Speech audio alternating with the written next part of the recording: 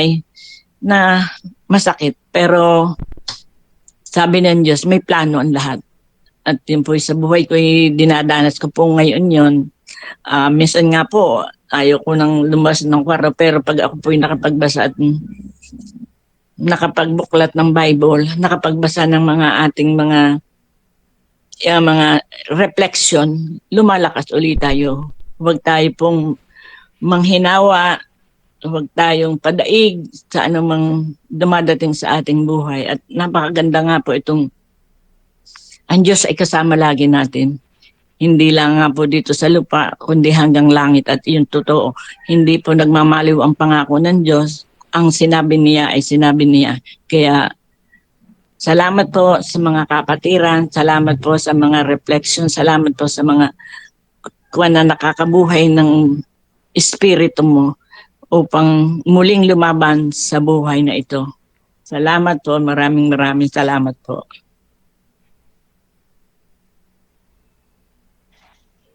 Purihin ang Diyos. Three magic words, sisters, the strong, courageous, and obedient. Magpakatatag, magpakatabang, at sundin lamang mga susunod. At napay, tuloy ang laban. Laban! Yun. Okay po. At mayroon pa po ba magdagdag? Pagbubukas, Sister Susan.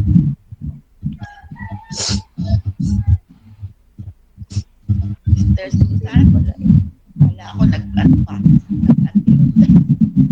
Sister Susan. Okay, at sino pa po? Gustong magdagdag? Nagdagdag po ako, Pastora. Yan, Brother Robert. Kaya niyo pong i-off cam po na lang yung camera na ano.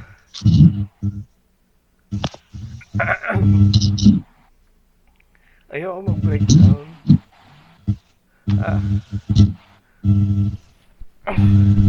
Sorry po.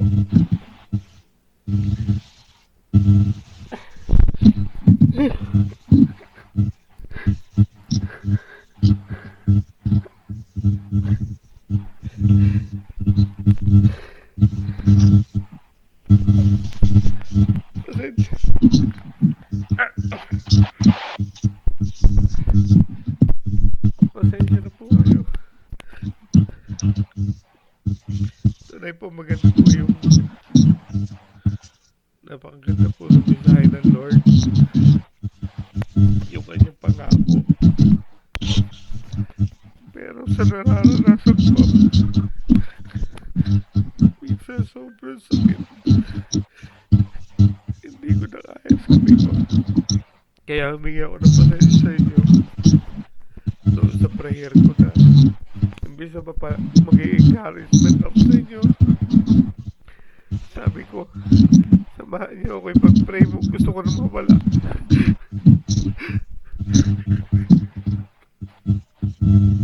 Gusto ko na.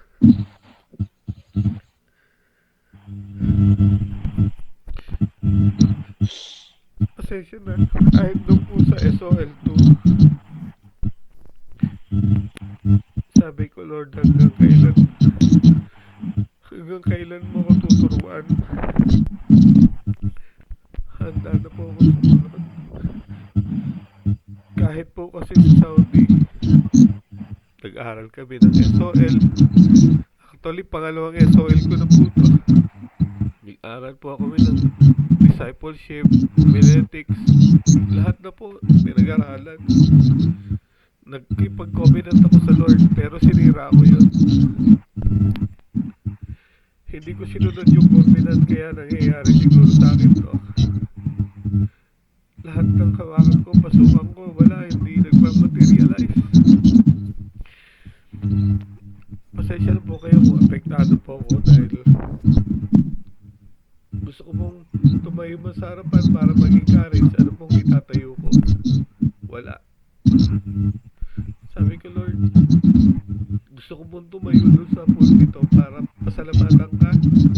Taas sa pangalan mo, hindi po para maging bigatin sa mga kapatid na ang aking ipapatutuloy yung nararanasan kong pagsubok na minsan hindi ko na kaya. Humingi ako ng pasensya doon sa mga kapatid na baka imbis na bigyan ko na encouragement, na dinimoralize ko pa yung kanilang faith. Ang gusto ko lamang pong ibahagi sa inyo na sa aking pagsama sa inyo, gusto ko pa lumakas. Gusto ko patuloy na lumapit sa Diyos. Ayoko mawala sa Kanya. Mahirap ka lang na dito sa lupa. Gusto ko pa habang buhay maghirap. Ayoko naman nun. Kaya nasabi ko na lang po sa inyo na puno na lang itong buhay na to. Which is wrong.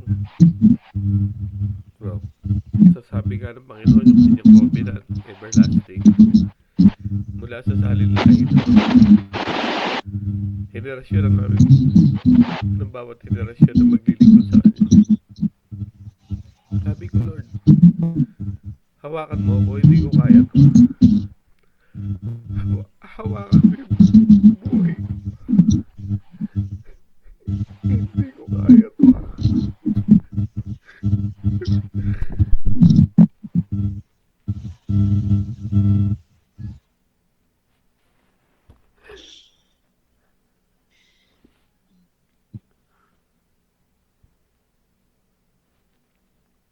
Brother Robert, walang hindi kakayanin. Di po ba? Yung ating favorite verse ng ating mga sisters. 1 Corinthians 10:13, di ba? Nandun yung pangako. Di ko kayo bibigyan ng pagsubok na hindi ninyo makakaya. So lahat ay kakayanin. Pagamat nararamdaman din namin kung ano yung nararamdaman mo. Pero sabi nga ni Sister Mercy, mas masakit siguro yung mga nangyari sa kanilang buhay. No? Yung mawalan ka ng isang minamahal. No? Na napakabata pa ako, naranasan ko din yun. Sabi ko nga,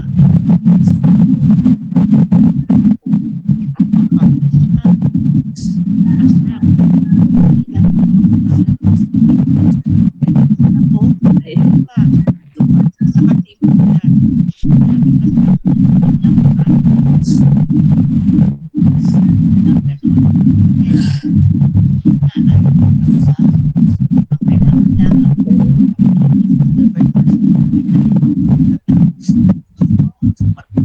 Tayo kailangan ay laban lang sa mga dumarating.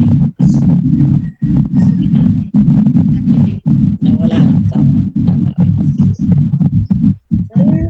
Po. Fellowship. Hindi natin naririnig yung sinasabi ni Pastor. Kaya baka hindi rin marinig ni Brother Robert eh. Kaya sabi ko, parang wala po ako marinig kaya ako nagtanong. Kasi gusto ko marinig ni Brother Robert yung sinasabi ni Pastora. Pero wala akong marinig. Baka ako lang ang walang marinig. Sige, mag-mute muna tayong lahat na hindi nagsasalita.